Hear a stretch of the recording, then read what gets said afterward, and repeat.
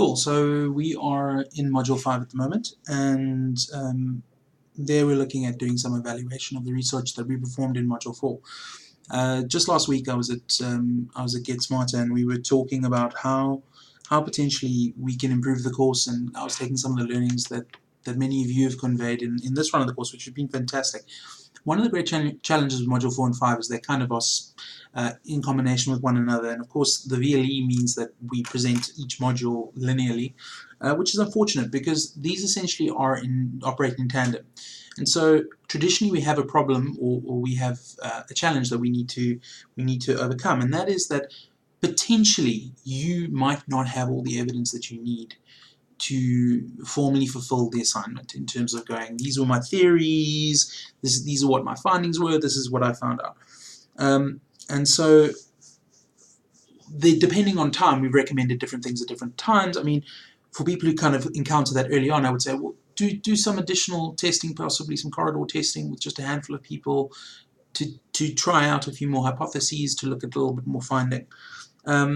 One of the questions that's been raised is this question of, should we be naming our, can we rename our elements? Can we fiddle with the HEM? And I think this comes back to the point I made in the previous video about learning outcomes. The HEM is a tool for you. The assignment is not for me to see whether or not you can fill in a form. The assignment is for me to see, how do you approach evaluation tools of your research? HEM is a method. Look at the Module 4 and the Module 5 class discussions to see how I've used previous answers to those questions. But fundamentally, yes, you can name the elements whatever you want to call them. You can say these were the elements that were the basis of my study, and detailing the description of what your hypothesis is. It's your hypothesis. It's not mine. It's the template is there really to just kind of give you a starting point, but ultimately you can change and adjust these things as you need. The findings are going to be on the basis of your evidence, the evidence that you've been able to find, and I think that is very, very important to understand. If you feel that your evidence was not substantive enough, then that should be answering the following question, which is, what is the level of credibility to which you feel that the evidence bears? This is an interesting one, because to my mind, if we're meeting with someone and we're asking them a question, we ourselves as individuals can rate on our own scale how credible we believe a response is. Credibility and trustworthiness is not the same thing, okay?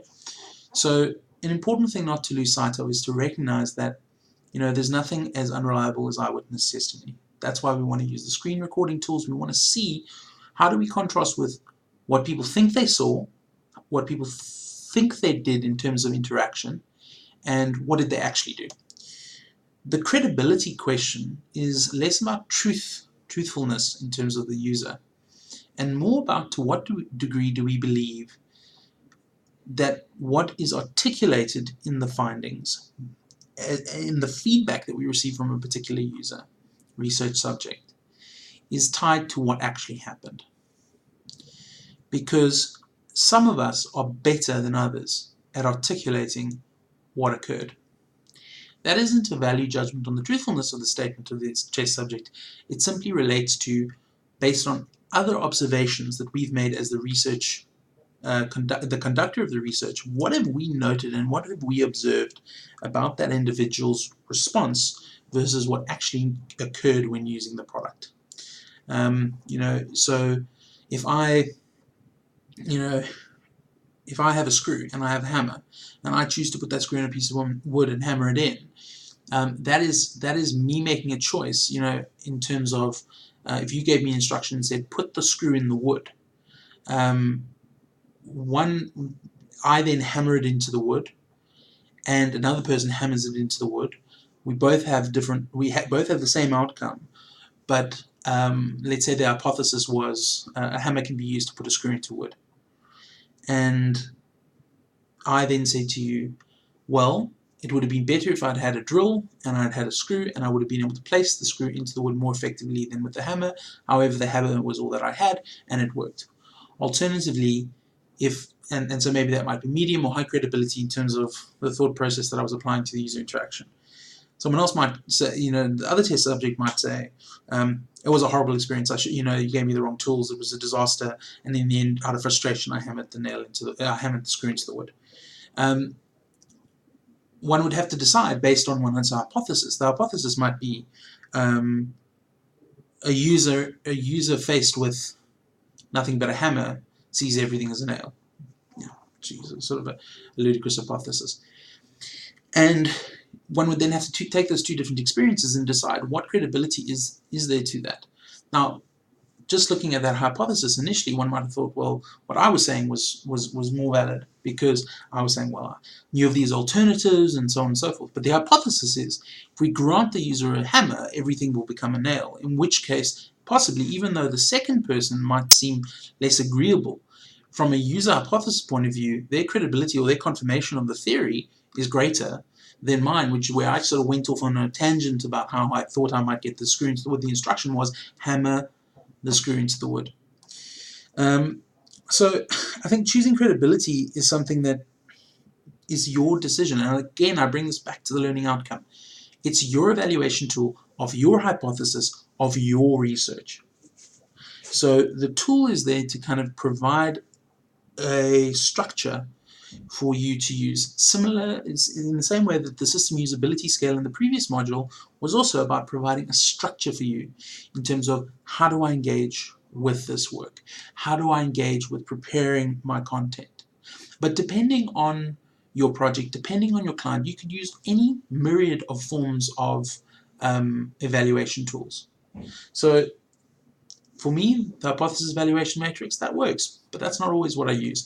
Often what I'll actually do is I will list all my hypotheses in a far left column, and then I will grade them on what I believe is their relevancy and a relative weighting for each of those prior to research.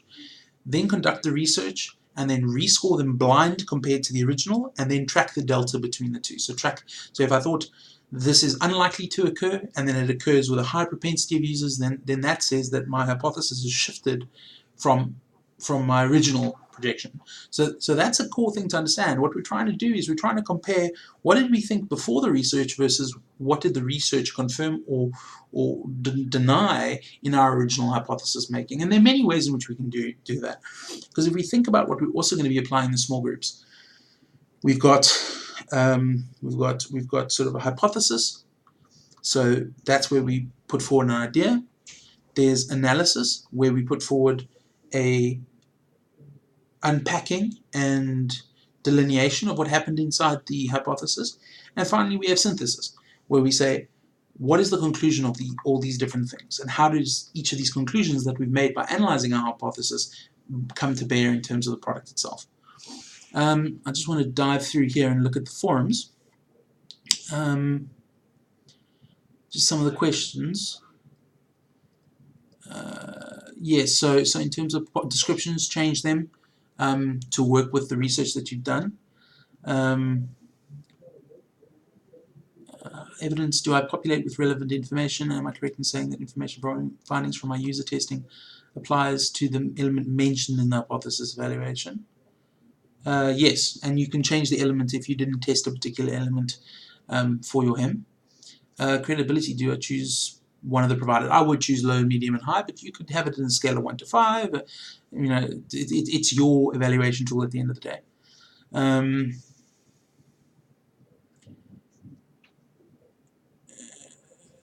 Hypothesis 1 and 2. Okay, yes. So this one is probably a little bit more fluid, and you can use what makes the most sense for you. But essentially, there you could look at contrasting hypotheses. So where, as it pertains to a particular element inside the interface, there's a description of that element.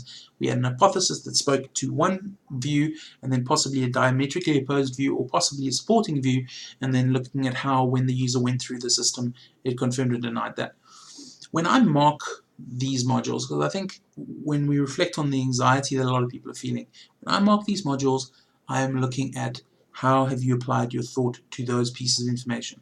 The element, the description, the hypothesis, your credibility of those pieces of evidence, and the gathering of it all together.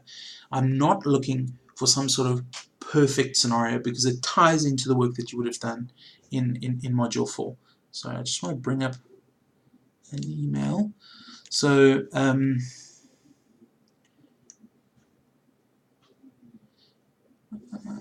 so one of the questions that came through over email was in assignment 4 there are a couple of tasks that were defined, and now in module 5 possibly there are more tasks that are required to fill it out. I know it's Monday. I know that you might feel that you're running out of time. If you run out of time, perform a synthetic or a thought experiment in terms of what you think those additional tasks would have been and how they would have been responded if you can't find a tester. Although I would tell you that in practice, you will sometimes need to find a tester on short notice. In that case, can you just highlight it in the assignment submission that you make for module 5 that this was that you had to essentially go through a thought experiment. But in practice, you should be working with testers all the time. Testers also don't need to be outside of the project. So bring in your developers, bring in your product owners, bring in all your stakeholders, bring in potential users, bring in former users, and get them to give you an opinion about how a particular system is working. But module 4 and module 5, I know that they might feel really, really overwhelming. We're about to move into some of the aesthetic. So how does the interface look? And then we're going to be going into prototyping, wireframing. I hope you all are continuing to enjoy the course and engaging well with the forums. I think the standard in this group has been really, really excellent. And I just want to encourage you to not have a high level of anxiety about this. For those of you who this is the first time that you're doing some research-based UX, or some research to back up your UX and do some of your first evaluation of that research, this is something you're going to practice a lot. And I mean, this is why you came to the course, to learn something. And learning sometimes can be difficult, can be hard to have that envelope pushed. But I think that the questions that are coming through are really, really salient. They're thoughtful, they're mindful. The quality of the assignments thus far has been really, really excellent. And I just want to encourage you all to keep up the good work. And I'm looking forward to marking Module 5.